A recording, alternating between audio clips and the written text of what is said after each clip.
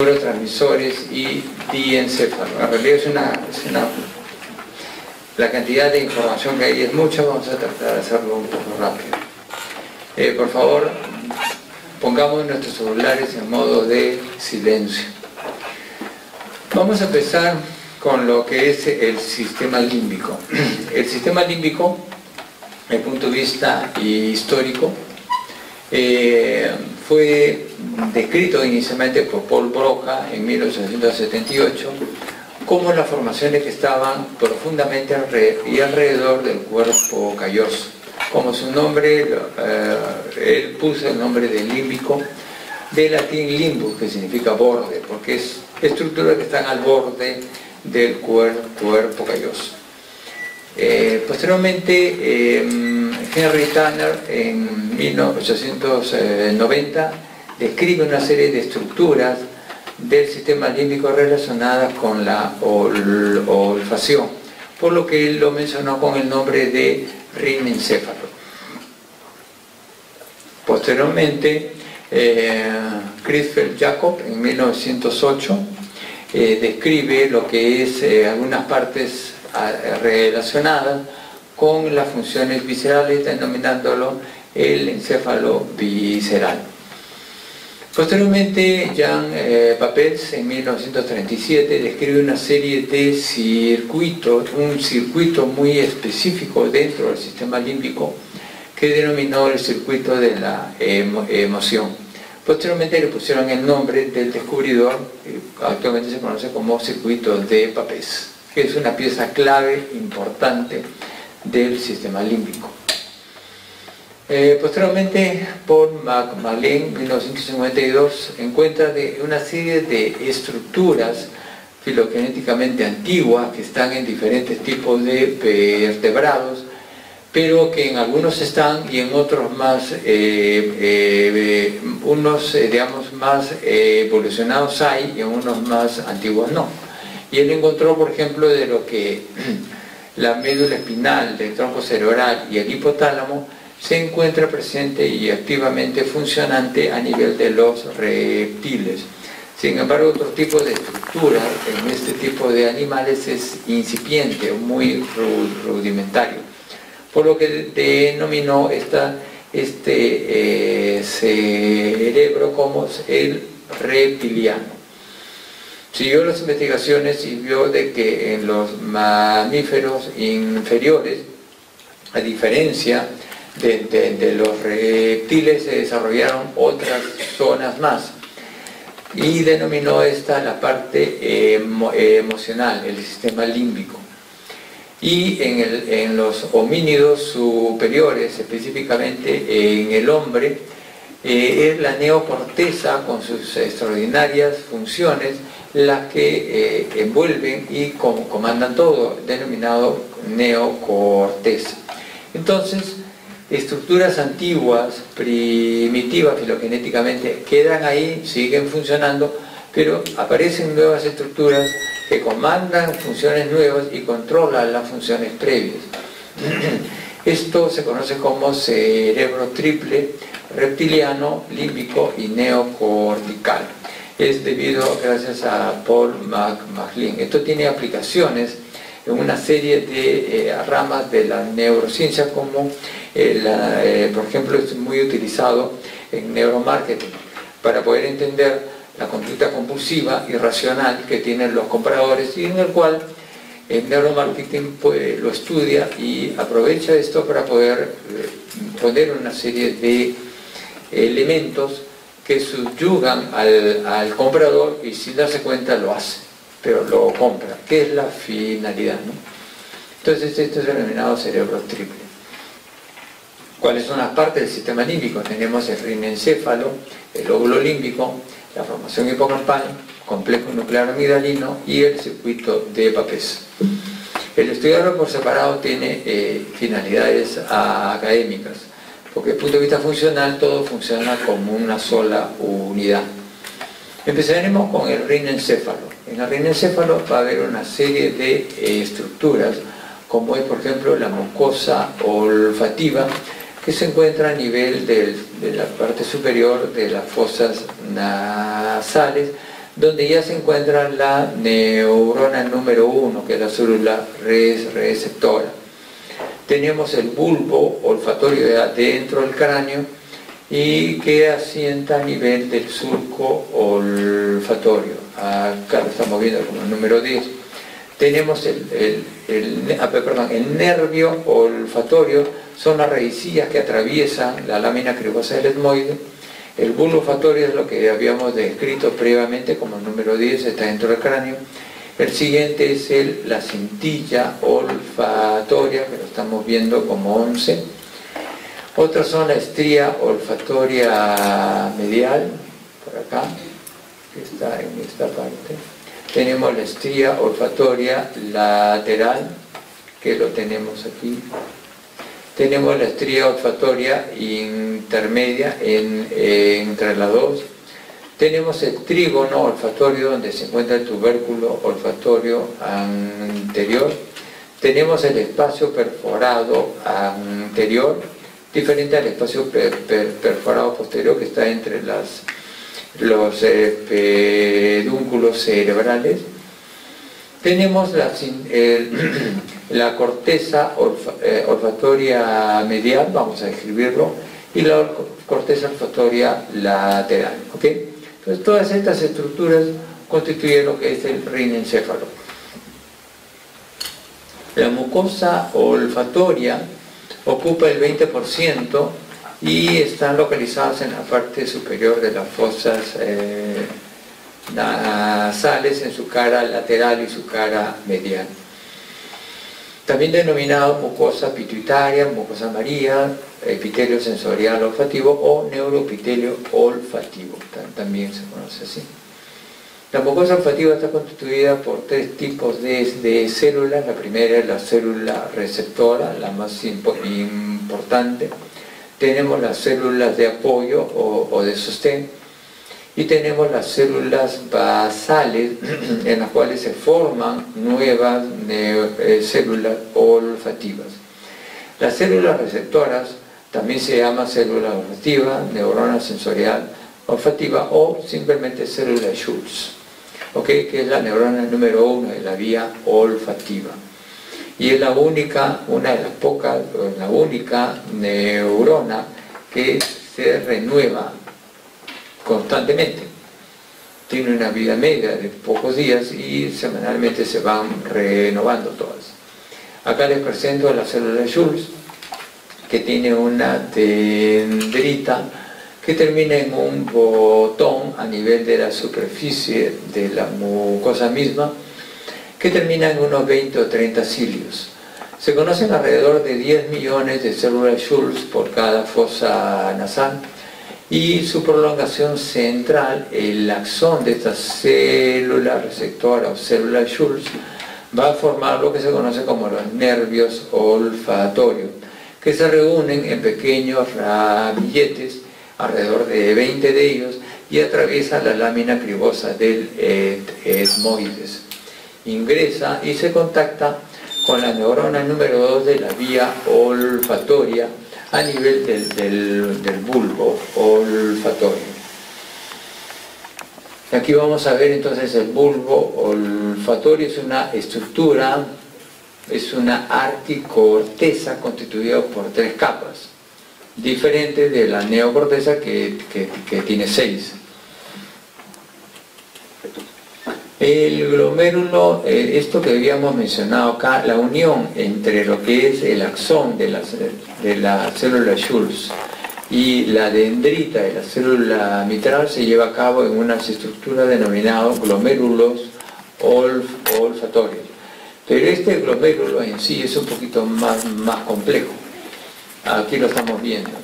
Está constituido por el axón de una célula Schultz, ¿okay?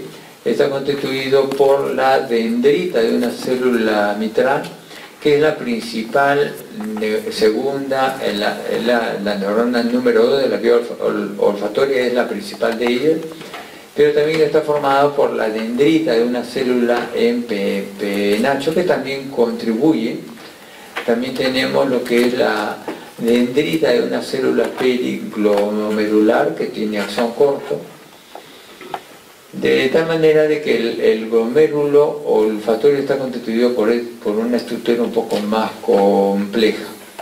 Otro tipo de célula que tenemos dentro de lo que es el bulbo olfatorio son las células granulares. Entonces, ¿cómo funciona esto?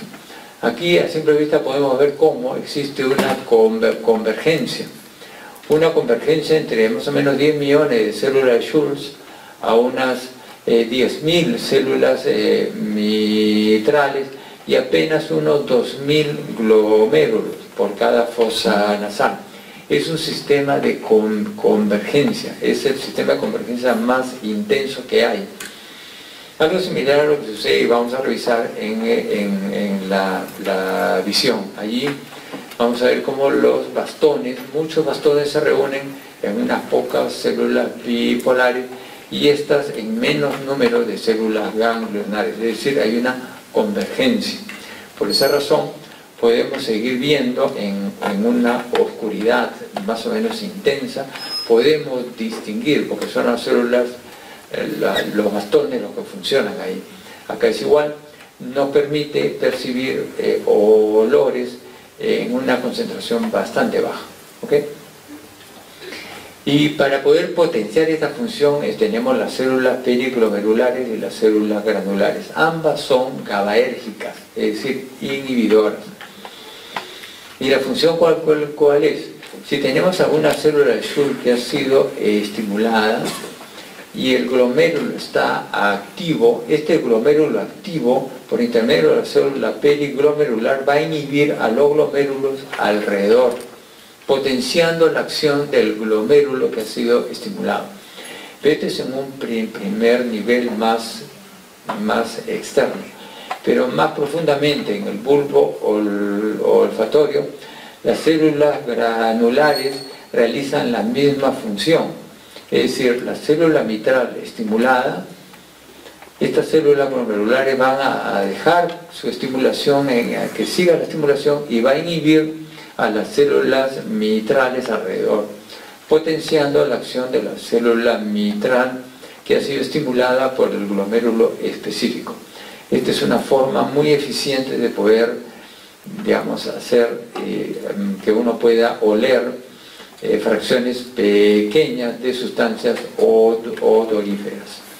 Sea como fuese, los axones, principalmente los axones de las células mitrales y también los axones de las células en penacho, forman lo que es la cintilla olfatoria. Pero acá tenemos, ya hemos mencionado, célula Schultz, neurona número 1, célula mitral y en menor proporción células en penacho, la neurona número 2. Los axones de ellas forman lo que son los tractos olfatorios, bulbo y el tracto.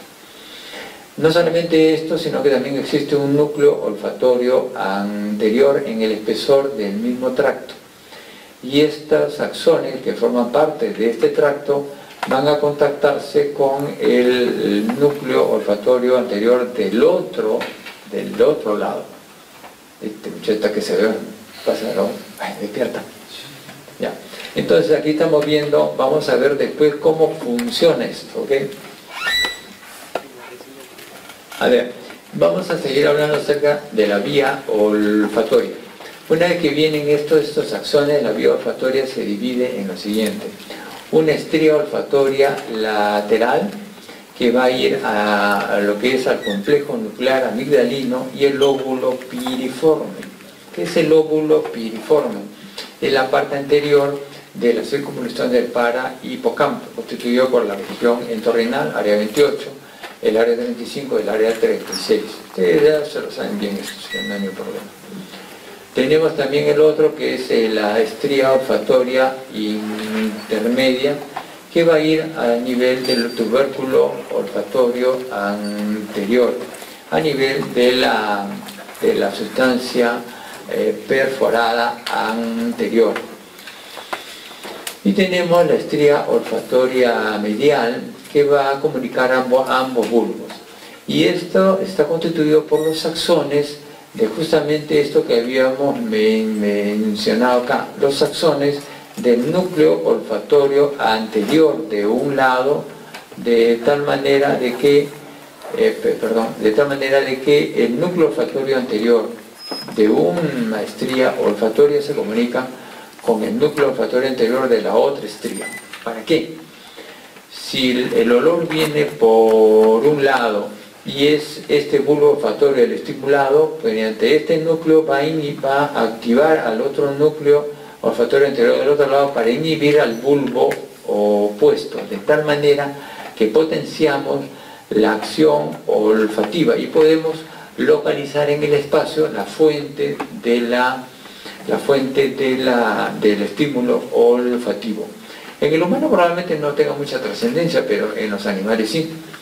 Ahí es necesario para vivir oler en dónde está la presa y a la presa oler dónde está el depredador. O sea, es fundamental, ¿no? Pero en el humano todavía sigue habiendo esa capacidad, ¿no? Y para el humano también, si estamos oliendo que se incendia algo, es importante saber de dónde viene para no ir justamente ahí, sino hacia el otro lado.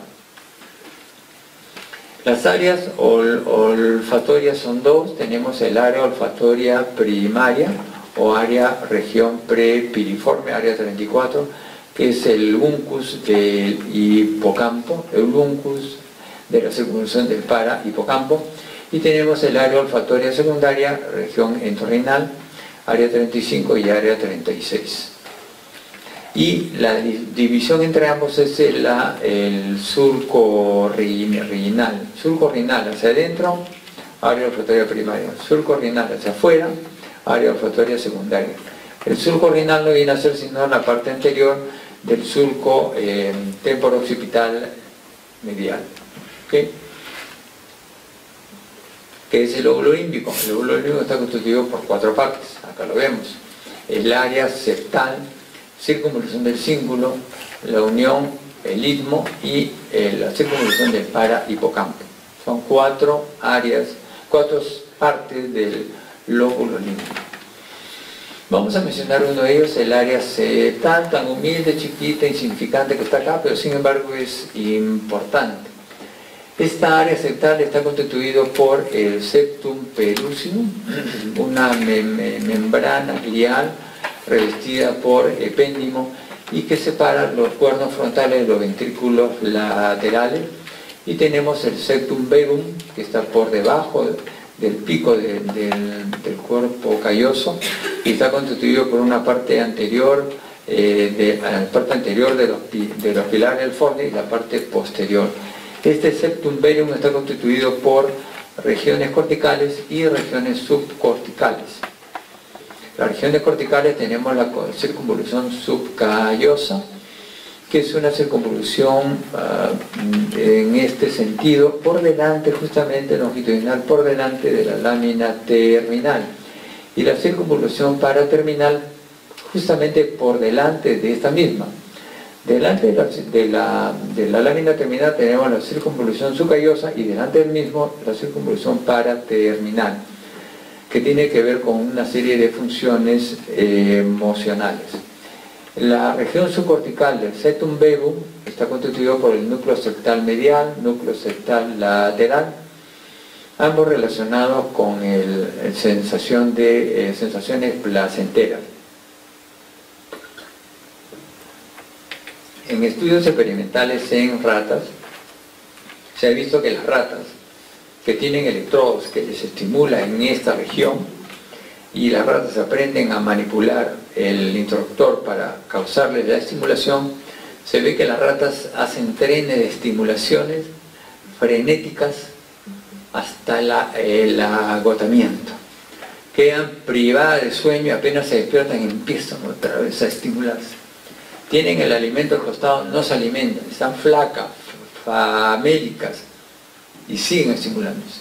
Tienen ratas hembras al costado, en estro, ni caso les hace, siguen estimulándose hasta la muerte, hasta la inanición. Es decir, esos son centros poderosos del placer. Otro núcleo importantísimo dentro del septum verum, y que está en esta área tan aparentemente insignificante, es el núcleo accumbens, que tiene que ver con la recompensa. Cuando nosotros nos sacamos una buena calificación, nos sentimos bien. ¿Por qué? Porque hay una liberación de dopamina que nos causa bienestar, pero eso lo hace el núcleo accumbens. Cuando nos sacamos un premio, nos sacamos la lotería, cuando estamos detrás de una chica o la chica detrás de un muchacho y le dicen sí o le dicen sí al otro, una recompensa. Pero no solamente para cosas buenas, también hay recompensa para cosas malas. Por ejemplo, deportes de aventura.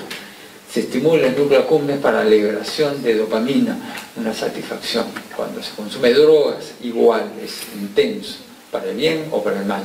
Todo esto tiene que ver con el núcleo accumbens, ¿ok? La formación hipocampal, desconocida como el hipocampo, es más complejo que esto. La formación hipocampal está por dentro de la circunvalación, en la profundidad de la circunvalación del hipocampo. En un corte sagital se ve así, pero en un corte coronal se ve a manera de una C. Son estas dos. Y están por debajo del piso del cuerno esfenoidal del ventrículo lateral. Paciente que tiene enfermedad de Alzheimer avanzada, vamos a ver que hay una atrofia de esta región con dilatación del cuerno esfenoidal del ventrículo lateral. Esta formación hipocampal tiene tres partes. Tenemos el hipocampo, propiamente dicho, tenemos el subículum y tenemos la circunvolución dentada. El subículum es una corteza transicional entre el hipocampo y la circunvolución del parahipocampo, que está por fuera. Mientras que la circunvolución del parahipocampo puede tener una corteza normal de 6 capas, el hipocampo es un halocórtex, al igual que el bulbo olfatorio es un halocórtex que tiene 3 capas solamente. Y el subículum es una corteza transicional, tiene 4 capas. Es una zona cortical primitiva. En el hipocampo también tiene algunas partes, por ejemplo, tiene el hipocampo propiamente dicho, o asta de Amón, es un nombre que los anatomistas iniciales le dieron, porque semejaba a la deidad egipcia. Tiene forma de un cuerno, ¿no? Este hipocampo está constituido por un halocórtex de 3 capas, la más externa, lámina de células polimórficas, la intermedia, lámina de células piramidales, y la más interna, lámina molecular. Entonces tenemos el hipocampo, tenemos el alveus, que son los axones de las células piramidales fundamentalmente, y que van a formar acá un revestimiento blanquecino, se va a ver así, y tenemos la fímbrea del hipocampo, la reunión del mismo. Esta fímbrea, que reúne la totalidad de las fibras eferentes del hipocampo, van a prolongarse, la fibra tenemos acá, van a prolongarse con lo que son el fornix. Acá tenemos el hipocampo de un lado, del otro lado tenemos las amígdalas de los lados y los cuerpos mamilares del hipotálamo. Entonces, la fímbrea se va a continuar con el pilar posterior del fornix. Entre ellos van a haber una serie de fibras que cruzan de un lado al otro, como la comisura del fornix o la lira de David. Es un nombre que le han dado los anatomistas. Y que son fibras comisurales que contactan un hipocampo de un hemisferio con el hipocampo del otro hemisferio. La continuación de los pilares posteriores del fornix son el cuerpo del fornix, y más adelante los pilares anteriores del fornix. Entonces, la comunicación fundamental del fornix es entre el hipocampo y los cuerpos mamilares del hipotálamo. Parte del circuito de Papez que ha sido descrito ya. ¿Cuál es la función de la formación hipocampal en conjunto? Vamos a ver que tenemos una potenciación a largo plazo, mecanismo de la formación de la memoria es fundamental, memoria reciente y a mediano plazo, y una memoria espacial, un mapa cognitivo. La circunvolución dentada, que lo estamos viendo acá, tiene un aspecto festoneado como dientes, pero esos son aspectos solamente. La circunvolución dentada, que lo estamos viendo acá, hay una separación de la circunvolución dentada con el subículo, con el surco hipocampal, y con el hipocampo, con el surco fimbrio dentado, ¿ok? Entonces tenemos reparos anatómicos que separan uno y otro. La circunvolución dentada, como estamos viendo acá, se continúa hacia atrás, rodeando el rodete del cuerpo calloso con la denominada circunvolución fasciolada. Y esta se continúa por una banda de sustancia gris por encima del cuerpo calloso denominado estria longitudinal o inducium grisium, que podría visualizarse aproximadamente así. Este inducium grisium tiene no solamente sustancia gris, sino también fibras que se agrupan en dos filas de fibras conectoras denominadas fibras de Lancisi. Y aparentemente no tendría mucha relevancia más que anatómica, no es así, se puede visualizar con las nuevas tecnologías. Por ejemplo, acá en esta resonancia, en este corte coronal, podemos ver el inducium grisium, estos dos acá, por encima del cuerpo calloso. ¿Tiene implicancia clínica? Por supuesto que sí, porque lo normal es esto, pero hay formaciones anormales del inducium grisium que se podría, parece, relacionar con algunos trastornos afectivos. Así que es importante que lo estudien, especialmente los que quieren seguir psiquiatría.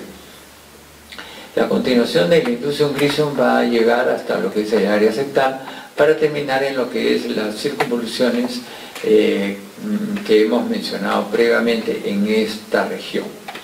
Porque esta formación caprichosa, tan separada, tan rara, tan así, lo que sucede es que inicialmente filogenéticamente están todas juntas, pero la formación del neocórtex ha conllevado a la utilización de fibras que conecten los dos hemisferios cerebrales con un denominado cuerpo calloso, que ha hecho que se separen estas estructuras y estén tan separadas unas de otras, pero en conjunto funcionan dentro del sistema límbico, de las emociones. El siguiente punto del sistema límbico es el complejo nuclear amigdalino. Este se encuentra en la profundidad del uncus del para-hipocampo, delante, en la parte anterior de la circunvolución del para-hipocampo. Otro reparo anatómico es en relación con el núcleo caudado, está por delante de la cola, del extremo de la cola del núcleo caudado. Este complejo nuclear amigdalino está formado por un número muy grande de núcleos, pero se agrupan en tres. Desde el punto de vista anatómico, por conformación de sus neurotransmisores, y desde el punto de vista funcional. El primero de ellos es el grupo nuclear córtico medial del complejo nuclear amigdalino, que tiene que ver con la olfacción. El segundo es el vasolateral, que tiene que ver con las emociones. Y el tercero es el central, que tiene que ver con el sistema nervioso parasimpático, específicamente. O sea, tres funciones totalmente diferentes para un solo complejo, porque más que hablar de un núcleo de la amígdala, es mejor hablar del complejo, porque no es un núcleo, son un montón de núcleos que están dentro del mismo. Vamos a hablar cada uno de ellos. El grupo nuclear córtico medial, para la olfacción, obviamente está relacionado con las áreas olfativas. Llámese el área prepiriforme 34, área olfativa primaria, que lo estamos viendo acá, y el área olfativa secundaria, región otorrinal, área 28, además de 35 y 36, ¿ok? El lóbulo piriforme, área olfativa secundaria. Pero no solamente tiene que ver con ello, sino que está relacionado con el hipotálamo, y con el hipotálamo tiene que ver con el núcleo ventromedial del hipotálamo para lo que es la alimentación, el estímulo para la alimentación. Y tiene que ver con otro núcleo aparentemente poco extraño, con el núcleo supraquiasmático. El núcleo supraquiasmático en general se relaciona con fibras de la retina que viene por quiasma óptico, y de este nivel se contacta con el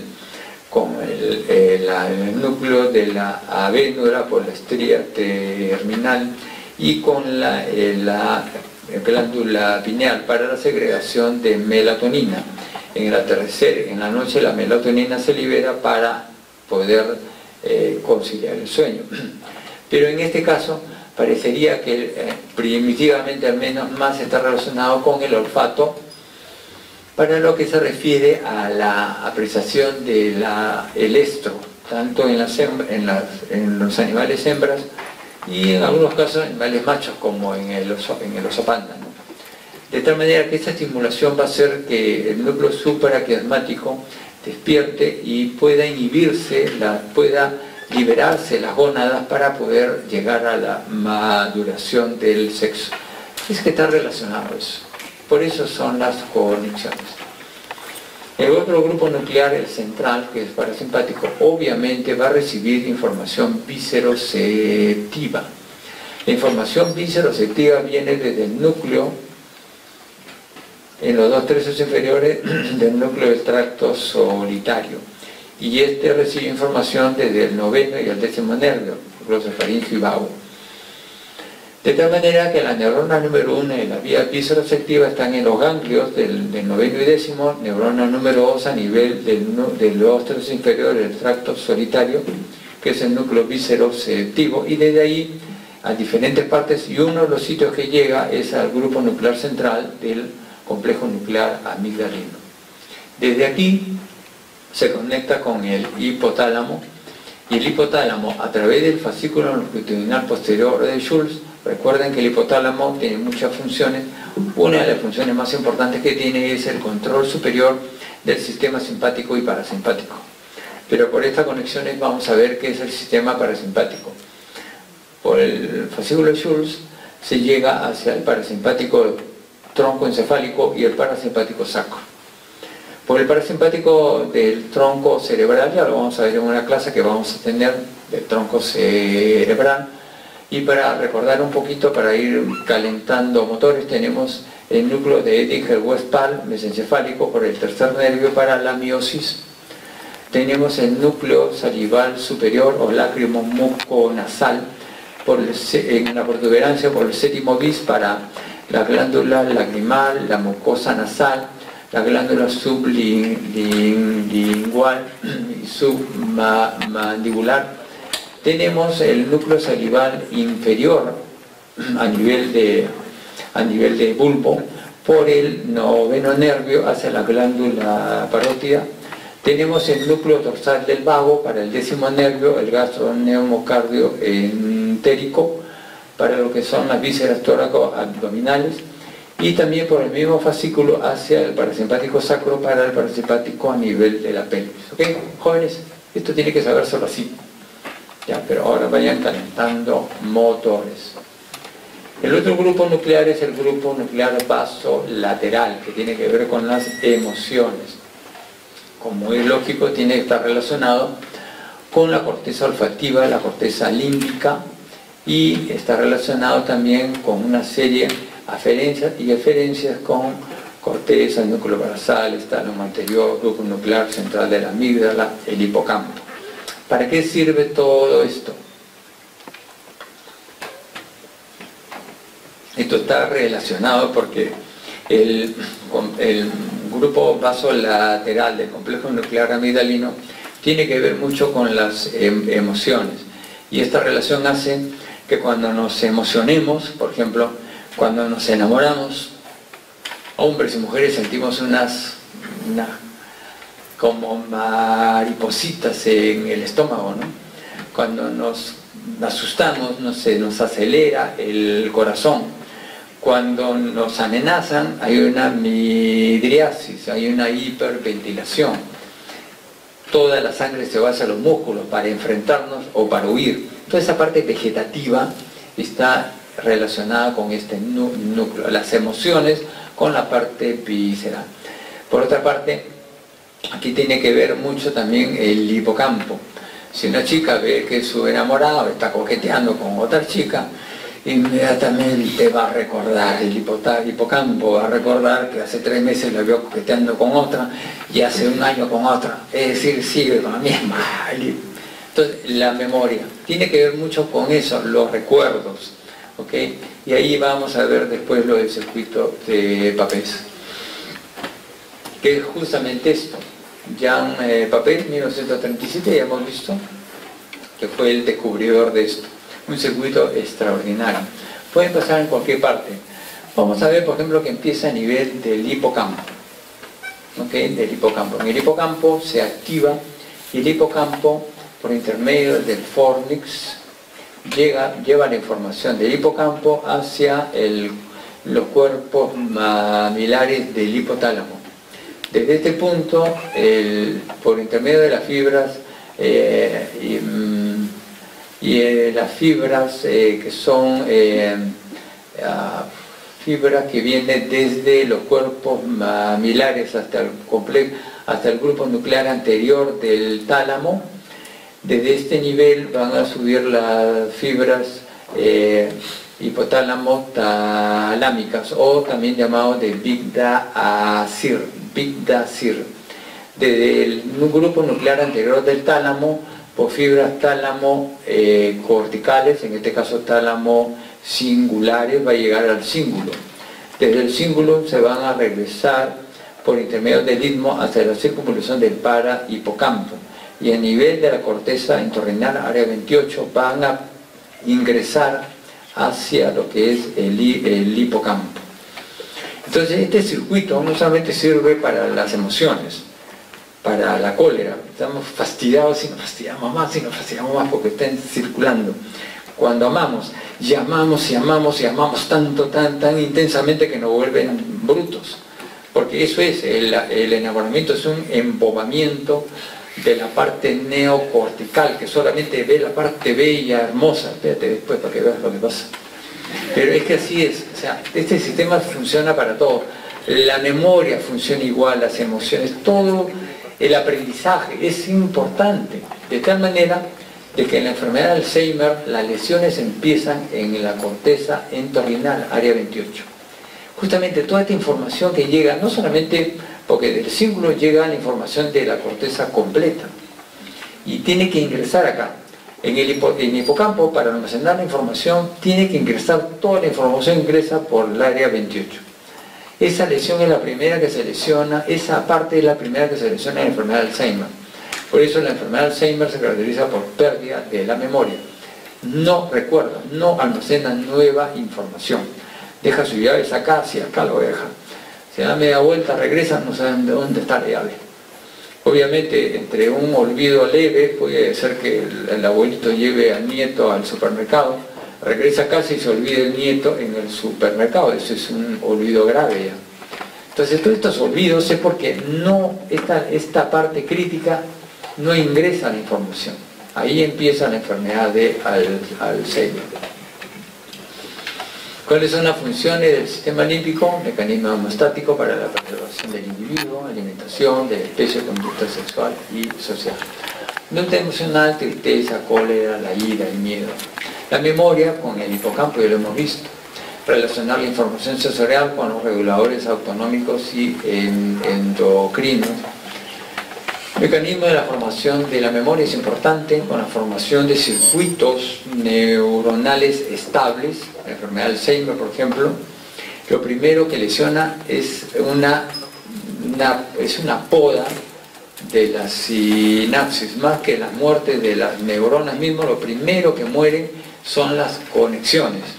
Y las conexiones son tan inmensas que basta que se empiezan a destruir conexiones para que el volumen del cerebro en sí baje, aunque el número de las neuronas sigue exactamente igual.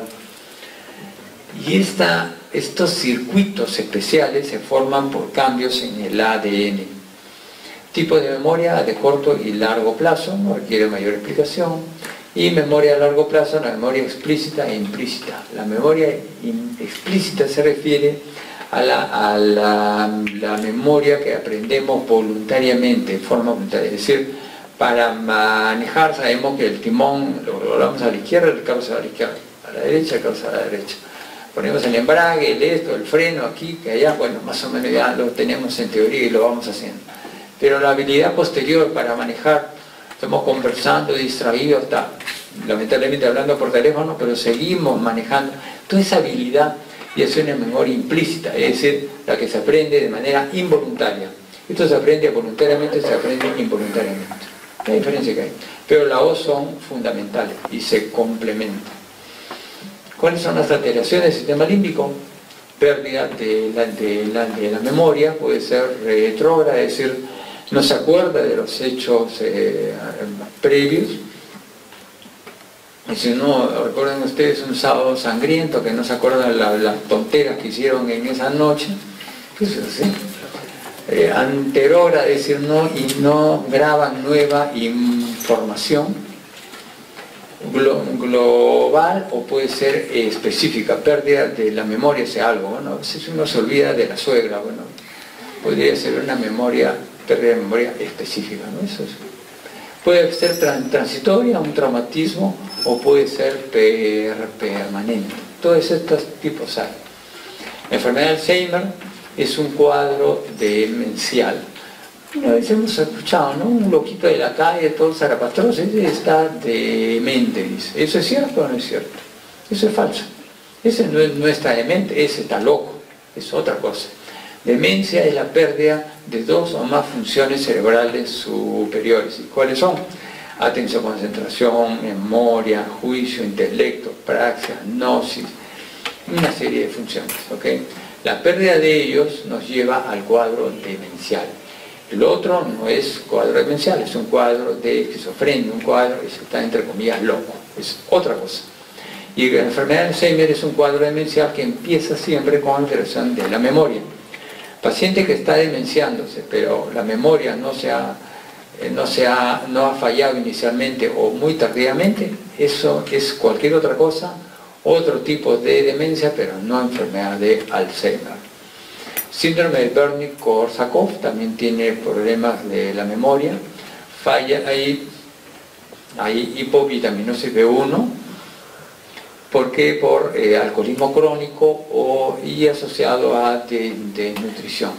El paciente tiene lesiones en los cuerpos mamilares, en el cingulum, una serie de estructuras corticales. El paciente está confabulando constantemente. Ese es el famoso síndrome de Korsakoff. Síndrome de Kluger-Bucy es mucho más grave. Hay lesiones lateral, en las regiones laterales de los lóbulos temporales, en las regiones prefrontales. El paciente tiene pérdida de la memoria, el paciente tiene hiperoralidad, todo se lo explora con la boca, tiene hipersexualidad normal, es decir, con la misma especie humana, o tiene una hipersexualidad anormal con otras especies, o inclusive hasta con seres inanimados. El sujeto va a tener hiperfagia o obesidad. El sujeto va a tener un aplanamiento emocional, no va a responder ante los estímulos, es decir, un desastre completo, ¿no? Y lo otro, falla del sistema límbico, es la esquizofrenia. Es una enfermedad hereditaria. Se puede dar en el 10 a 20% de los pacientes que tuvieron padres esquizofrénicos, y en el 50% de los gemelos univitelinos esquizofrénicos. Es altísimo. Y en este caso hay una pérdida de la realidad. El sujeto pierde el límite entre lo que es real y lo que no es. El sujeto escucha voces y cree que las voces son reales, que le mandan órdenes, que lo insultan, que lo inducen a hacer algo. El sujeto puede tener la sensación de que sus pensamientos son extraídos y son analizados y estudiados por otras personas u otros seres. Tiene contactos extrasensoriales. Pueden ver cómo, pueden interpretar lo que está pensando el otro y sabe lo que está pensando. Es una pérdida completa, ¿no? Un caso típico era un señor que se contactó con las fuerzas superiores del universo y le dieron la facultad para poder llevar una comba, y llevaba la comba a una playa y él tenía la misión celestial de descargar las energías del cosmos hacia nuestra Tierra para que exista el equilibrio. Y todas las mañanas daba unos combazos en la playa para poder descargar las energías cósmicas hacia la Tierra y el equilibrio se mantuviera, y él cumplir su rol fundamental en el equilibrio de nuestra existencia. Esquizofrenia. Esquizofrenia. ¿Okay? El siguiente punto que nos ha tocado revisar es el sistema reticular. Está constituido por más de 40 núcleos que tienen algún tipo de formación en medio, que se reúnen un poco densos, se comunican entre ellos y se están entre los núcleos propios, núcleos de los nervios craneales, se distribuyen entre ellos y se distribuyen entre los haces que pasan por el tronco cerebral, ascendentes y descendentes, y entre ellos se comunican tanto hacia arriba, hacia abajo o lateralmente. Se extiende desde el diencéfalo hasta la médula espinal, pero la mayor parte está a nivel del tronco cerebral. La formación reticular va a recibir una serie de aferencias importantes como somatomotoras, somatosensitivas, somatosensoriales, visceromotoras, viscerosensitivas. Toda esta amplia cantidad de información es tremenda, existe un procesamiento y obviamente una respuesta. La respuesta va a estar dada a la totalidad de la corteza cerebral, de tal manera que puede activar a la corteza, sea globalmente o regionalmente. Globalmente, como en el caso que estoy yo, que estoy atento a todo, o de manera regional. Si uno está escuchando una música, cierra los ojos y afina el oído, está estimulando las áreas temporales. O está tratando de oler un vino añejo y ver qué características sensoriales tiene, entonces cierra los ojos, no escucha nada y específicamente está estimulando las áreas de la olfacción. Es decir, todas estas son funciones de la formación reticular. Pero no solamente eso, sino que además tiene referencias hacia todas las demás áreas y zonas y núcleos que le está llegando la información, porque ellos tienen la capacidad de poder regular la información que les llega. Otros núcleos son como el núcleo rojo, sustancia negra, oliva protuberancial, oliva del bulbo, que también son, según refieren, formaciones reticulares. Y se estudiarán, núcleo rojo y sustancia negra, debe haberse estudiado el día lunes en lo que son los cortes, porque esto está más para las vías extrapiramidales. Y oliva protuberancial y bulbar lo revisaremos posteriormente.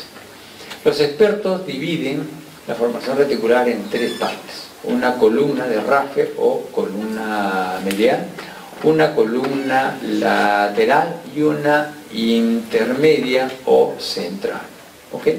Vamos a hablar cada una de ellas. La columna Raffer o medial, se los presento.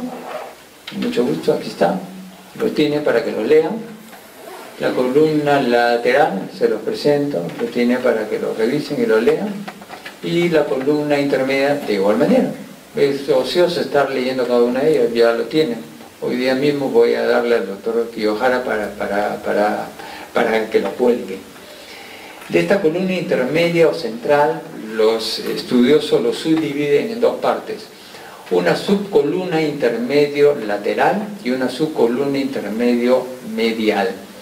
La primera de ellas relacionada con estas estructuras, estos núcleos y estas vías, y la segunda con estas otras dos. ¿Okay?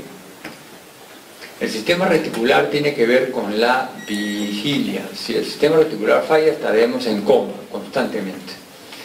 Y ya les hemos explicado cómo puede ser completo o parciales. ¿Por qué? Porque interviene con el denominado sistema reticular activador ascendente o SARA, ¿no? Que activa toda la corteza cerebral. Y en esto interviene una serie de vías y proyecciones, y vías propias que están relacionadas con la vía del sistema reticular. Una forma tradicional clínica de evaluar esto es la escala de Glasgow. Inicialmente salió para los traumatismos encefalocraneanos y se asociaba con la parte de la reactividad, es decir, la parte de la conciencia. Sin embargo, cuando tiene la mínima puntuación, por ejemplo, apertura de los ojos, no se abre, no se mueve, y no hay respuesta verbal y no se mueve, tendrá un puntaje de 3, es decir, está 0. Sin embargo, ese sujeto puede estar consciente. ¿Por qué razón? Puede tener una intoxicación por toxina botulínica que le paraliza todos los músculos y da un puntaje 3, pero está totalmente consciente y lúcido, pero no mueve nada y da un puntaje 3. Puede tener un síndrome de Guillain-Barré en el cual todo está paralizado, pero el sujeto está consciente, usted está que lo estimulan, lo hincan ahí, pero eso es que se recupere porque le agarra golpes, porque él se acuerda de todo, se acuerda de las voces, se acuerda de todo. Entonces, esto que inicialmente se pasó para lo que era una evaluación del estado de conciencia, más que nada sirve para una evaluación de la evolución. Por ejemplo, si viene un paciente con un Glasgow de 5, ok, tiene una encefalopatía metabólica, o sea, le damos tratamiento, le mejoramos la uremia, le mejoramos la parte hepática, respiratoria, y después tiene un Glasgow de 5 y ahora tiene 8, hay una mejoría. Entonces sirve evolutivamente. O viene un paciente con un Glasgow 8, le hacemos de todo y ahora está con Glasgow 6 y más tarde está con Glasgow 3. Entonces no está respondiendo. O estamos siendo ineficientes en el tratamiento o es que la enfermedad pues se nos escapa, ¿no? Para eso sirve.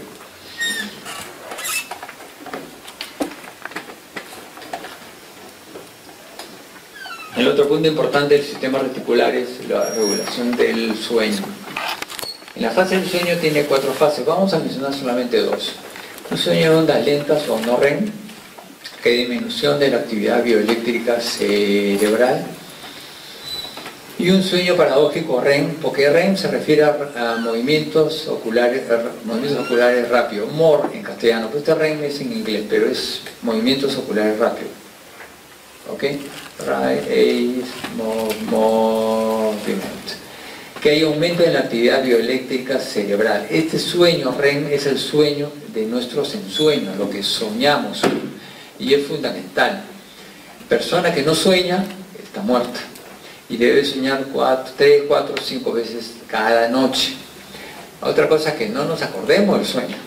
Si no nos acordamos también en la hora del examen, sacan 0. También se pueden olvidar y no se acuerdan de lo que hagan. No hay esa capacidad, pero tiene que soñar toda la noche. Y una de las formas más efectivas de la tortura que hay es evitar que el sujeto que lo están torturando sueñe. Le ponen el electroencefalograma y cada vez que va a entrar al sueño REM lo despierta. Y lo despiertan y lo despiertan. Después de estar ahora dormido 10 horas, pero sin sueño REM está agotado. Porque el sueño REM es la fase en la cual se recupera neuronalmente, física, muscularmente, todo el cuerpo. Si no hay sueño REM, en pocas semanas el sujeto se muere. Y hay lesiones que atacan de determinados núcleos y que conllevan a la muerte fija. El sistema reticular tiene también otros núcleos, como hemos visto, el núcleo rojo con sus 2 partes, la sustancia negra, el núcleo olivar y el núcleo del techo. Bueno, estos se estudian en otros capítulos. La tercera parte de nuestra clase del día de hoy son los neurotransmisores. Aquí en los neurotransmisores describen que hay neurotransmisores mayores y neurotransmisores menores. Como si los mayores fueran más importantes y los menores fueran menos importantes. Lo que pasa es que es una mala denominación, pésima denominación para decir que los mayores son aquellos que hemos estudiado un poco más y tenemos un poco más de conocimiento. Y los menores son los que conocemos menos. Pero todos son importantes. Cualquier neurotransmisor menor que falte causa una enfermedad, inclusive hasta la muerte. Así que todos son importantes. Acá tenemos la acetilcolina, por ejemplo, cuya fuente de origen podemos ver que están en el núcleo basal de Meissner, núcleo septal, pedúnculo pontino, tegmental, dorso, lateral, y cuya órgano blanco es prácticamente todas las áreas cerebrales, gangliobasales y hasta la óptica. Tiene múltiples funciones, un sinnúmero de funciones de acuerdo a la vía que está comprometida. Por ejemplo, relacionado con lo que es el hipocampo, la acetilcolina es crítico para la consolidación de la memoria. Tanto es así de que un tratamiento del Alzheimer son los anticolinesteráticos, que se les da, ribastimina, entre otros más, y que hace de que exista mayor cantidad disponible de acetilcolina para cumplir con su función, y tiene un efecto relativamente bueno. Solamente por señalar una de las tantas funciones que este sistema tiene. El otro es el sistema noradrenérgico, cuya fuente principal, lo vemos acá, es en el locus coeruleus, entre otros. El locus coeruleus es un núcleo que está en la parte superior de la protuberancia, en el piso del mismo. Y cuando veamos en la clase vamos a verlo claramente. El órgano blanco son múltiples áreas como sistema límbico, el hipocampo, ganglios basales, cerebelo, el hipotálamo. La dopamina probablemente sea uno de los sistemas más estudiados que han podido determinarse determinadas vías. En todas tiene determinadas vías que no están estudiadas completamente. Pero en la dopamina se da el caso que se ha estudiado un poquito mejor.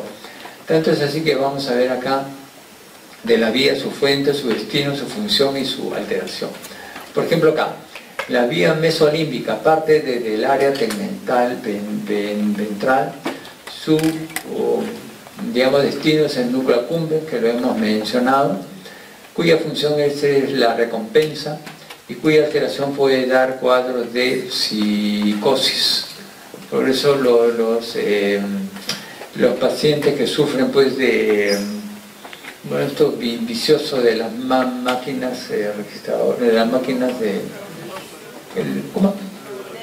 Eso mismo, bueno, está relacionado con eso. Tiene un sistema, un núcleo accumbens que no funciona bien. Ese sujeto requiere más estimulación para tener un poco de esa satisfacción. Y cuando tiene la satisfacción de ganar algo, es insuficiente, requiere más. Entonces compulsivamente siguen esto, porque hay alteración del núcleo accumbens en ellos. Otro es, por ejemplo, la vía mesocortical, también desde el área tegmental ventral hacia las áreas de destino, lóbulos del prefrontal, cuya función está relacionada con la cognición y funciones ejecutivas y con las emociones y la afectividad. Su alteración también puede ocasionar psicosis. La vía nigroestriada, sustancia negra a nivel del mesencéfalo, la fuente, el destino es el cuerpo estriado. Su función es el control fino, el control motor, y su alteración provoca la enfermedad de Parkinson. Otra es la vía túbero-infundibular. La fuente es el hipotálamo, el destino es la hipófisis, secreta la prolactina, en su alteración la hiperprolactinemia. Como ven, así es para todos, pero requeriríamos una clase completa solamente para esto. El otro es el sistema serotoninérgico, cuya fuente está a nivel de los núcleos del RAF, de la línea media, y cuyo órgano blanco son prácticamente casi toda la corteza y el cerebelo. Tiene que ver con múltiples funciones. Una de ellas son las descendentes y que van a la médula espinal y que es el control inhibidor de la nocicepción, una de las tantísimas funciones que hay. Pero la serotonina, noradrenalina, su desbalance puede causar también trastornos afectivos, como lo vemos acá. Acá tenemos un resumen de las vías dopaminérgicas y serotoninérgicas para que ustedes lo puedan ver, lo puedan leer. Un neurotransmisor que ha sido considerado neurotransmisor menor, no sé bajo qué criterio, es el GABA. Sin embargo, por cada neurona excitada, y GABA es el principal neurotransmisor inhibidor, por cada neurona excitadora existen 50 neuronas inhibidoras. Entonces, es importante. para evitar el caos y la desorganización y la desestabilización total que puede haber por la cantidad enorme de estímulos que uno tiene. Si no lo filtra, si no lo cuantifica, si no lo reduce, si no lo modula, estamos muertos. Y el GABA es fundamental. Si no existe GABA, estamos muertos. Y sin embargo se considera como un neurotransmisor, entre comillas, menor. Pero no debe sentirse triste el GABA, porque también tiene otros compañeros, como los que están a la izquierda y los que están a la derecha. Todos son los neurotransmisores, entre comillas, menores. Comprenderán, estimados jóvenes, que no podemos revisarlos todos. ¿Ok? La última parte de esta clase es el diencéfalo. Como podemos ver, el diencéfalo es una estructura generada desde la vesícula embrionaria número 2, que ha sido totalmente rebasada y cubierta por la vesícula número 1, que forma lo que es los hemisferios cerebrales, ¿no? Este diencéfalo tiene unos límites. Vamos a ver acá en un corte sagital, un corte coronal y un corte transversal. Los límites que vamos a visualizar es el límite anterior del diencéfalo dado por una línea que viene del agujero morro o interventricular hacia la parte posterior del quiasma óptico. ¿Okay? Tiene ahí un contrapeso interesante con la lámina terminal. La siguiente es el límite posterior, que es una línea que viene desde los tubérculos mamilares hacia la comisura blanca posterior. El límite superior está dado por el techo del tercer ventrículo. Un límite inferior que está dado por la parte de lo que es el quiasma óptico, el infundíbulo, el tuber y la parte superior de los cuerpos mamilares. Tenemos también un límite lateral que está dado por la parte interna de la cápsula interna. Está dado por la parte posterior, más delgada, de lo que es el núcleo caudado, y según dicen los autores, por la estría terminal. Un límite medial que podemos ver se refiere al espacio del tercer ventrículo. ¿Ok? ¿Cuáles son las partes? En la mayoría de los libros dicen que tiene 5 partes. Yo considero que tiene 4. Uno es el tálamo, el otro es el subtálamo, el otro es el hipotálamo y el siguiente es el epitálamo. Esta quinta parte que muchos libros se refieren es el metatálamo, pero en realidad vamos a ver que el metatálamo está constituido por los cuerpos geniculados, lateral y medial, y estos son partes del tálamo mismo, por lo que en realidad son 4 partes.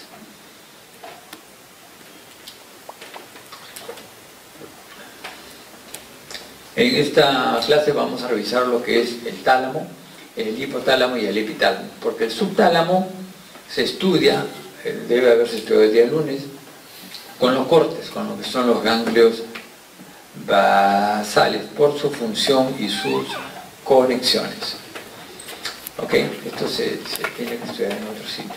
El tálamo, ¿qué es el tálamo? Es el núcleo profundo más grande que hay, una longitud de 4 centímetros, una altura de 2.8 y un ancho de 3 centímetros. Tiene 2 extremos, un extremo anterior y un extremo posterior. Y tiene 4 caras. La cara superior está dado por lo que es, en la parte superior, por el estrato zonal talámico. Tiene una cara inferior que se separa del subtálamo por el surco hipotalámico, se separa del subtálamo y del hipotálamo por este surco. Tiene una cara lateral que se separa del núcleo caudado por la vena tálamo estriada. Tiene una cara medial que va a dar la parte superior, colina con la parte superior del tercer ventrículo. Y la estructura en sí está constituido por más de 80 núcleos, pero no se preocupen, no tienen que estudiarse los 80 núcleos, sino esto se ha agrupado en algunos. Para poder hacer esto se ha utilizado lo que es la sustancia blanca, la lámina medular interna y la lámina medular externa. De esta manera puede dividirse el tálamo en varios grupos. El primer grupo es el grupo nuclear anterior, formado por estos núcleos que están acá. El segundo grupo es el núcleo nuclear medial, cuyo representante más importante es el núcleo dorsomediano, o sea, que aquí está arriba. El otro es el grupo nuclear de la línea media, con diferentes núcleos. El siguiente es el grupo nuclear lateral, es el más importante, que se subdivide en dos subgrupos. El subgrupo nuclear ventrolateral y el grupo nuclear dorsolateral. El grupo nuclear ventrolateral tiene el núcleo ventral anterior, ventral lateral y el ventral posterior. El ventral posterior se subdivide en dos núcleos, el ventral posterolateral y el ventral posteromedial. Y después tenemos el núcleo dorsal lateral y el núcleo posterolateral. Y finalmente tenemos el núcleo pulvinar de este grupo. No se preocupen, que vienen más. Después viene el grupo nuclear intralaminar, cuyo representante más importante es el núcleo centromediano. Tenemos los cuerpos geniculados, en este caso cuerpo geniculado lateral hacia afuera y el cuerpo geniculado medial hacia la parte interna, que forman para unos autores el metatálamo, pero como ven es parte del tálamo. Y finalmente tenemos el núcleo reticular por fuera de la lámina medular externa. ¿Ok? Entonces vamos a revisar cada uno de estos grupos. El grupo nuclear anterior tiene conexiones con el núcleo dorsomediano, tiene con el grupo nuclear lateral, con el otro grupo nuclear del otro tálamo, tiene conexiones aferentes desde el hipotálamo por el fascículo mamilotalámico, o que denominamos fascículo de Big-Dazir. También tiene conexiones con el cíngulo, conexión del cíngulo, aferencias, fibras tálamo corticales y eferencias corticotalámicas. Es decir, el grupo nuclear anterior también tiene conexiones con el hipocampo para la memoria. Es decir, este grupo nuclear anterior tiene que ver mucho con el sistema límbico, forma parte del circuito de Papez, tiene que ver con el procesamiento de las emociones y también con el mecanismo de la memoria reciente. ¿Okay? Todas estas funciones y estas conexiones tienen.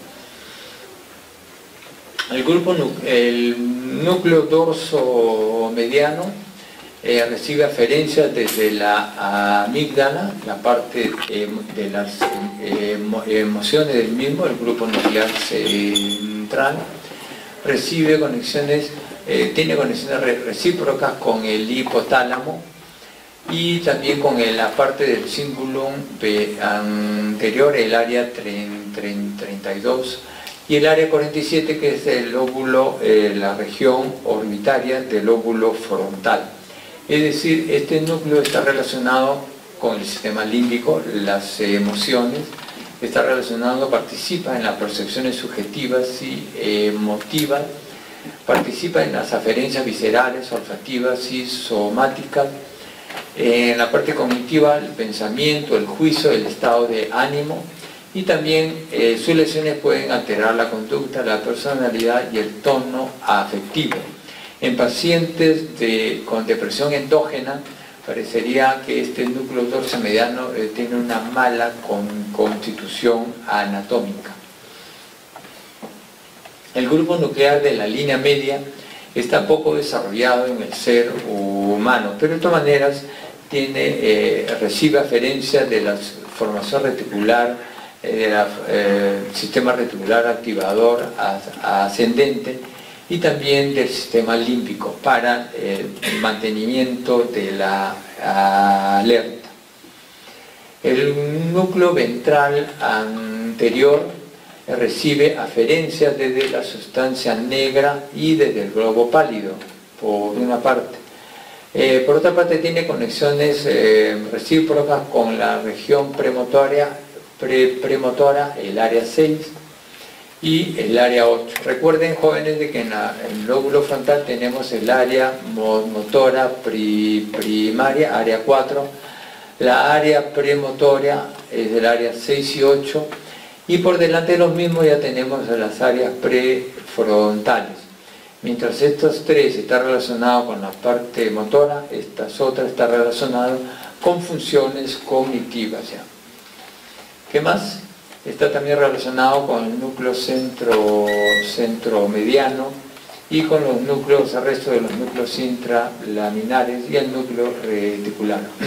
Entonces, este núcleo ventral anterior procesa la información motora, es importante, y es el control extrapiramidal por el globo pálido, sustancia negra, extrapiramidal del movimiento. Tanto es así que en la enfermedad de Parkinson, por ejemplo, vamos a ver que su estimulación puede empeorar el cuadro de Parkinson y la destrucción del mismo puede mejorar el cuadro.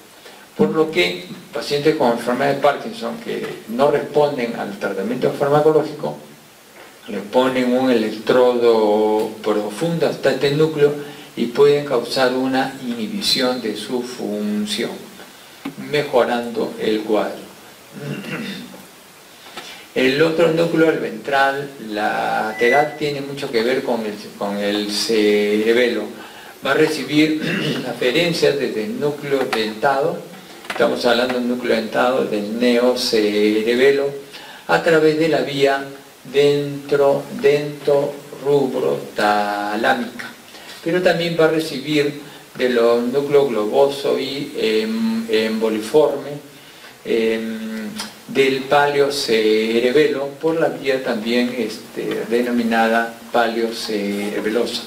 En la primera parte, con el núcleo dentado, es el neorubro, y con la parte del paleocerebelo con el paleorubro. Dos funciones diferentes que tienen que ser explicadas en la clase de cerebelo. También va a recibir información desde el globo pálido y tiene conexiones, va a tener eferencias hacia las áreas motora primaria 4 y el área premotora 6. También tiene que ver con el área motora suplementaria. Y hasta aquí el área motora suplementaria tiene una función importante. El área motora suplementaria está relacionada con lo que es la planificación del movimiento ante estímulos internos, diferente a las áreas premotoras que están fuera, la parte externa, que es ante estímulos externos. Por ejemplo, si en este momento hay un terremoto, ese es un estímulo externo, entonces yo planifico salir. Sin embargo, y ahí están actuando las áreas premotoras, externas. Sin embargo, si yo estoy sentado y yo estoy leyendo y necesito más iluminación, entonces planifico levantarme y prender el interruptor para que haya más luz. Esa planificación ante un estímulo interno es por el área premotora que está aquí, el área interna. Entonces tiene dos funciones diferenciadas. De tal manera que este núcleo ventral lateral tiene dos circuitos, un circuito anterior del núcleo ventral lateral y un circuito posterior. El circuito anterior está con el globo pálido y la corteza motora suplementaria, y el circuito y la parte posterior con el cerebelo y la corteza motora misma. De tal manera que la función está bastante relacionada con el procesamiento de la información motora y la regulación de los movimientos finos con el neocerebelo. El otro núcleo, el ventral posterior, es un poquito más complejo, está subdividido en dos subnúcleos, lo hemos dicho, ventral posterolateral y ventral posteromedial. y tiene aquí una distribución somatotópica de las aferencias de la sensibilidad. El ventral posterolateral con la parte del tronco, el cuello y los miembros, y el ventral posteromedial con la sensibilidad de la cara. De esta manera que no sorprende que las aferencias... otra cosa, estos dos núcleos que están topográficamente diferenciados tienen otro tipo de división, una parte anterior para ambos, parte medial y parte posterior. Y ahí es ya una cuestión funcional, no solamente de distribución somatotópica. La parte anterior es de la sensibilidad proprioceptiva, la parte media es táctil epicrítico y la parte posterior es nociceptiva, es decir, termoalgésico. Tiene diferencias funcionales. Por ejemplo, si tenemos la sensibilidad del hemicuerpo izquierdo, a excepción de la cara, pero toda esta parte izquierda, entonces por acá, por los fascículos de Goli-Burdas, va a subir el menisco medio por el tronco cerebral hasta el núcleo ventral posterolateral. Entonces, y por la vía espinotalámica ventral y lateral, por intermedio del menisco espinal, va a llegar al núcleo ventral posterolateral. Además va a haber el fascículo tectoespinal que también va a llegar aquí. Entonces, lo que se tiene es, por ejemplo, neurona número 1 para la propiocepción y la parte táctil, ganglio de la raíz posterior, núcleo de Goli-Burdas en nivel del tercio inferior del bulbo, ventral posterolateral, neurona número 3, y de aquí asciende hasta el área somatoestésica primaria, área 312, obviamente hacia las partes relacionadas de los músculos sensitivos de esta parte. En cambio, con lo que es la vía de la nociceptiva termoalgésica, neurona número 1, ganglio de la raíz posterior, neurona número 2, hasta posterior de la médula espinal, asciende por la vía espinotalámica ventral lateral, el menisco espinal, neurona número 3, ventral posterolateral y las áreas 312 igual. ¿Ok? Son dos vías diferentes. ¿Y qué pasa con nuestra cara? En este caso tenemos el núcleo trigeminal espinal como neurona número 2. Tenemos el núcleo trigeminal principal. Ambos van a irse por el menisco trigeminal en el tronco cerebral hasta el núcleo ventral posteromedial. Y desde aquí va a subir hasta las mismas áreas, pero a nivel cortical al área de la cara correspondiente. Entonces tenemos la neurona número 1 a nivel del ganglio trigeminal, neurona número 2 en estos dos núcleos, el trigeminal espinal, similar a los núcleos de Goli-Burdas en el tercio inferior del bulbo, y el trigeminal principal, similar al asta posterior de la médula espinal. El primero para la parte propioceptiva y táctil, y la segunda para la parte nociceptiva. ¿Ok, jóvenes? Vayan aprendiendo esto de una vez, porque cuando hagamos tronco cerebral esto tiene que estar así. Pero no solamente con eso, no se angustien. Desde aquí va a llegar también la sensibilidad gustativa. El núcleo gustativo está en el tercio superior del núcleo del fascículo solitario, y por intermedio del menisco gustativo en el tronco cerebral también llega al mismo núcleo, y desde este punto va a ir al área 43, que es la parte específica para el sentido del gusto. ¿Okay? Eso ya lo hemos visto. También tiene conexiones con el área 26, que es el óvulo de la IMSS. Okay, este es el núcleo más complejo que hay, pero también es el más interesante. Una lesión a nivel posterior nos va a dar el síndrome talámico, también llamado de Dejerin-Roussy. Aquí hay una lesión a nivel de la parte posterior del núcleo ventral posterolateral, y podría haber ventral posteromedial, y que va a dar un dolor neuropático de tipo central, con dolor tipo ardor, quemazón, como corriente eléctrica intenso, de manera espontánea, difícil de controlar. Va a haber alodinia, es decir, uno le va a tocar el área que le duele con el tacto y va a sentir como una lija o como unas agujas que le pasa, se llama alodinia, porque por lesión de este núcleo posterior. Otro núcleo es el dorso lateral. Este va a tener aferencia recíproca con el área 39 y el área 40, y también con el cíngulo, con estas áreas que están acá. El póstero lateral va a tener aferencias del ventral posterior y va a tener aferencias desde el área 5, que es el área somatoestésica secundaria, pero diferencias hacia el 5 y 7, que complementa con el 5 y 7 también es del área somatoestésica secundaria. El pulvinar va a tener relaciones recíprocas con lóbulo temporal, parietal y occipital, y también con el área 39 y 40. Toda esta información la procesa y la envía a nivel del área 17, área visual primaria, al área 18 y el área 19, que son el área visuales secundarias. Este núcleo el núcleo pulvinar y el póstero lateral trabajan en paralelo, recibiendo la información desde los cuerpos de los tubérculos cuadrigéminos superiores, que tiene que ver con los reflejos visuales, y desde ahí su procesamiento va hacia el área visual. Es decir, es un bypass que hay con una vía extragenicular. Es decir, aparentemente llama la atención en objetos de interés en el campo visual sin necesidad de una percepción visual consciente. Ustedes habrán visto a la salamandra, por ejemplo, al camaleón, por ejemplo. Sus ojos se mueven para aquí, para allá, después centra los ojos, lanza la lengua y come. Esto lo hace con esta vía. O sea, no quiere ni pensarlo, no se da cuenta, pero ya está comiendo rico. Es una manera eficiente y rápida, evita el procesamiento que demora un poco más. El grupo nuclear intralaminar es la prolongación superior de lo que es el sistema reticular, y desde aquí se va a toda la corteza. Es decir, como le dije, el sistema reticular viene desde el diencéfalo, y esta es la parte diencefálica del sistema reticular.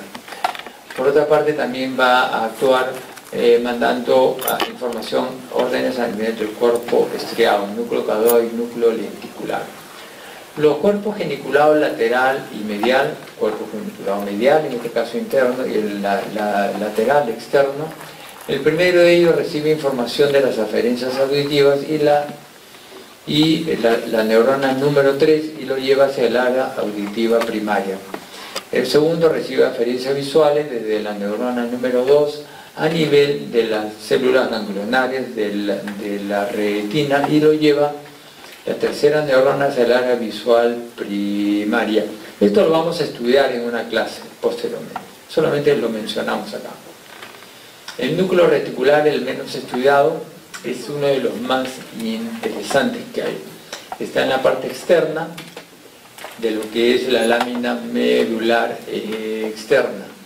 Vean ustedes acá cómo este núcleo va a recibir aferencias de todas las proyecciones de los núcleos específicos: ventral anterior, ventral lateral, ventral posteromedial, ventral postero medial, postero lateral. En su camino hacia la corteza cerebral recibe colaterales. Y las conexiones recíprocas corticotalámicas desde las células fusiformes en la sexta lámina cortical, en su camino hacia el control del tálamo, va a llevar a eferencias hacia esta célula del núcleo reticular. Y su función es fundamental, porque por un sistema que se llama saliencia, tiene la capacidad de poder determinar qué parte del núcleo del tálamo ha sido estimulado convenientemente, e inmediatamente va a activar una serie de sistemas se llama así centro-periferia, para inhibir las células neuronales que están alrededor de él, de tal manera de que puede haber una selección tanto en la digamos, en la aferencia como en el control cortical de ella. Por esta razón, este sistema es muy eficiente. Por ejemplo, un lego, un neófito en el asunto puede encontrar que en un concierto de música, no concierto de rock, ¿no?, sino un concierto de música clásica, por ejemplo, donde hay violines, violas, violonchelos, hay tuba, hay flautas, cornetes, hay bajos, timbales, entre otras, una serie de música. El neófito escucha y escucha todo, me gusta, no me gusta, qué feo, qué aburrido, bueno, pero el que conoce de esto, el que cultiva un poco de este tipo de habilidad, puede distinguir en un momento dado el primer violín de la primera viola o el violonchelo y diferenciar el clarinete de la tuba o de la flauta dulce. Lo puede diferenciar gracias a eso, justamente esto. Y así esta habilidad se puede dar para todas las vías sensoriales. Esto explica por qué razón una madre que tiene un hijo pequeño, un bebé de pecho que está al lado de ella en una cuna, no se despierta en la noche cuando pasan los micros tocando claxon y gritando, y se despierta apenas su hijito llora. ¿Por qué? Porque este sistema puede activar lo que nos interesa y lo que nosotros cultivemos. O sea, es un sistema interesante.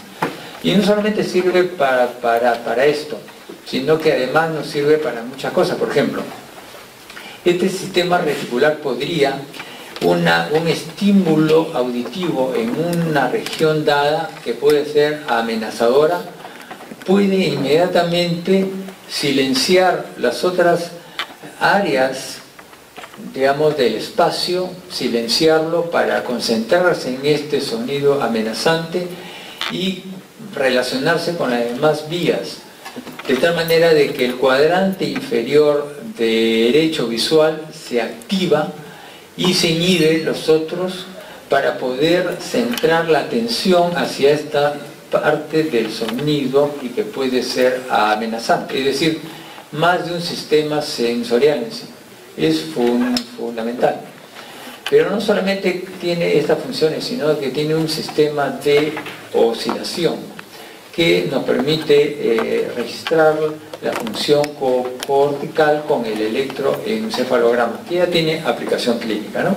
Entonces vean ustedes, pues este núcleo poco estudiado es fundamental.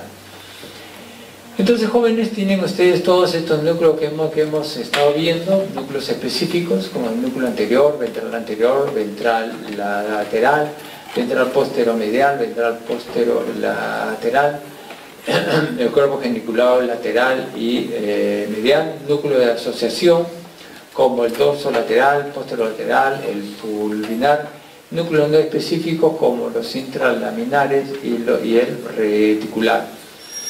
Las radiaciones talámicas son 4, anterior, posterior, superior e inferior, que van a ser los lóbulos cerebrales respectivos. El hipotálamo, estamos por terminar, no se angustien, es un pequeño órgano apenas de 4 gramos por cada lado.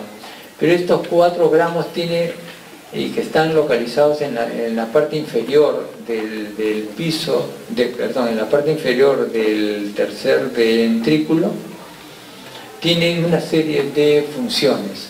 Por ejemplo, tiene la función de reproducción, crecimiento, metabolismo, ingesta de alimentos, aporte hídrico, ataque y defensa, control de temperatura, circulación sanguínea, ciclo sueño-vigilia, patrones de conducta sexual y aspectos de la memoria. Estos 4 gramos tienen funciones importantísimas.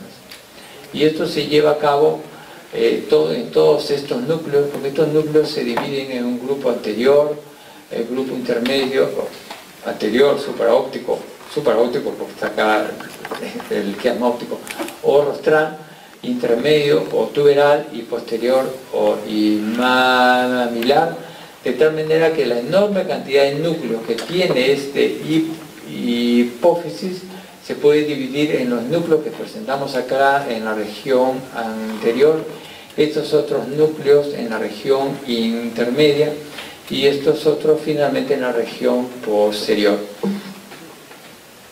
Cuando tenía la clase de diencéfalo solo podía describir cada uno de los núcleos con sus funciones. Bueno, comprenderán que no hay tiempo ahora, pero ustedes van a tener tiempo en casa para que lo revisen. Y tienen que leerse el libro de Fitzgerald, que aquí lo he escrito, para que ustedes lo puedan leer. Los núcleos con sus conexiones y sus funciones. Porque en el examen teórico van a venir preguntas de esto que no he dicho nada. Pero no se preocupen, en el libro está. Tienen que leerlo de ahí. No me lean de copias. Ustedes no son alumnos de copias, son alumnos de libros. ¿Okay? Delante del paciente no van a tener una copia, van a tener un libro y el conocimiento acá adentro. Aprendan eso. Y por favor, no estudien las preguntas de años anteriores comparándolo al frente. No pierdan el tiempo. Yo no repito las preguntas, no lo repito nunca. Así que no pierdan el tiempo, lean el libro. ¿Estamos de acuerdo? Para terminar, el epitálamo.